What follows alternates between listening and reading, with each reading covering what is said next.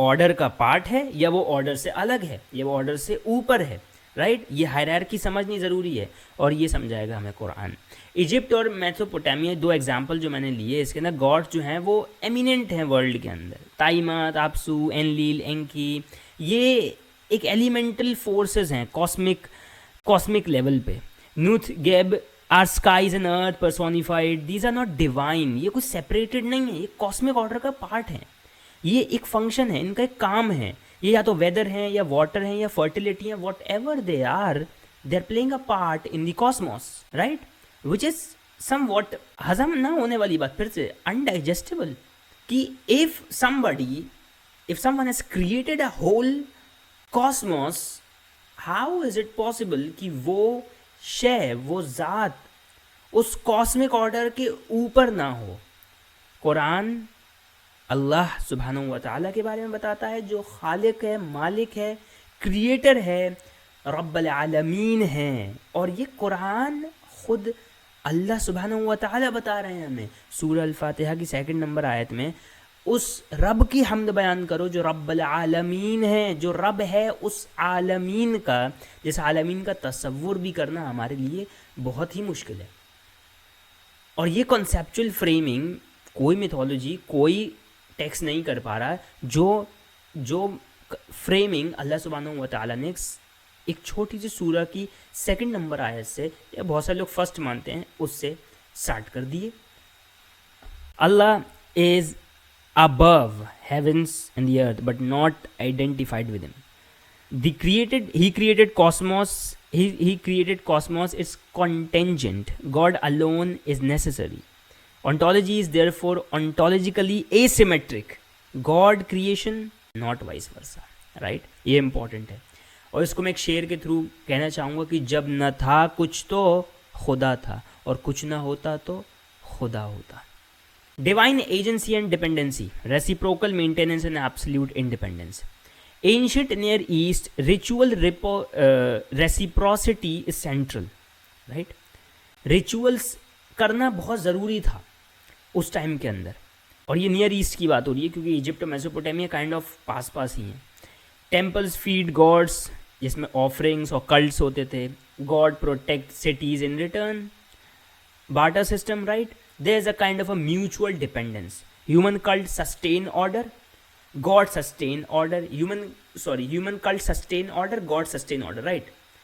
जब तक human cult sustain करेगा, सर्विसेज देगा, तब तक God उन्हें रिटर्न में एक सर्विस देगा। It's that simple. Myth often shows God needing rituals or losing power if cult lapse, right?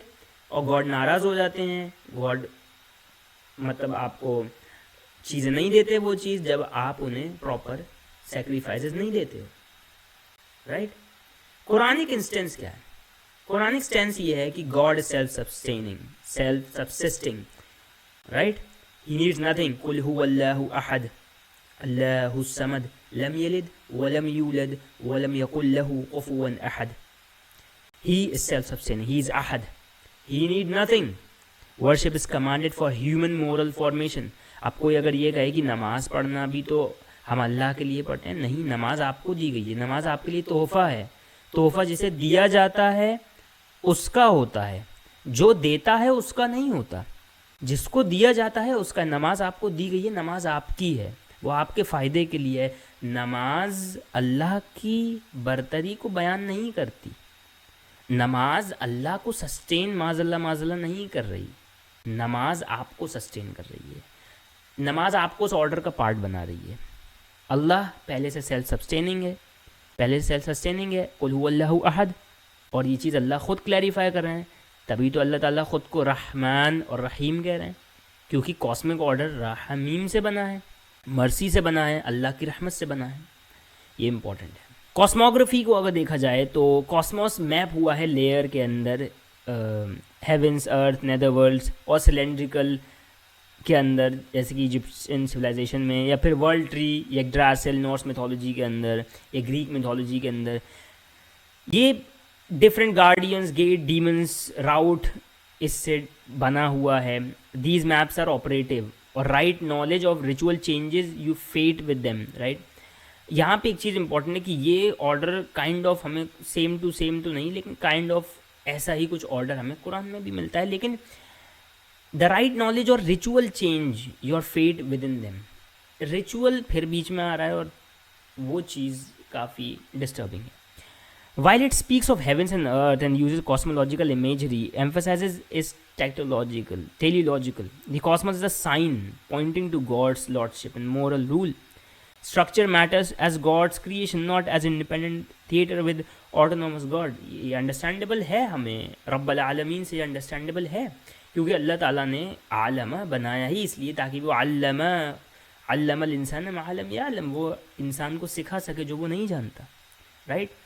और ये ऑर्डर टूट जाएगा मालिक यौमिद्दीन में, ये ऑर्डर टूट जाने वाला है मालिक यौमिद्दीन पे। There will be a disorder will be rapturing, disorder will rapture, right, and ये होके रहेगा, right.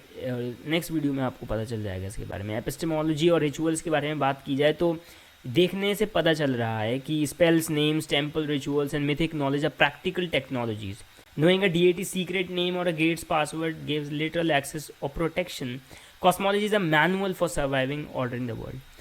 Knowledge comes by revelation, observing the sign of God and observing in God's signs in the creation, Allah's sign in the creation. The cosmos can be read, but the reading points to Tawheed, unity, and the ethical accountability. Rituals, salah, zakah, functions to discipline the believer within the conventional relationship, not to repair the gods. Understandable, right? यही same चीज़ अब हमें यहाँ पे समझ में आ जाती है कि क्यों इस तरीके से ये डिफ़ाइन हो रही हैं, क्योंकि एक सोशल और पॉलिटिकल सिस्टम है जो कि चलेगा ही तब जब आप और गॉड के बीच में एक बार्टर सिस्टम होगा। और ये बार्टर सिस्टम आपको समझाने के लिए नहीं होता, ये बार्टर सिस्टम उन लोगों को समझाने के लिए है जो आपसे क्लास में नीचे हैं, राइट। अंडरस्टैंडेबल।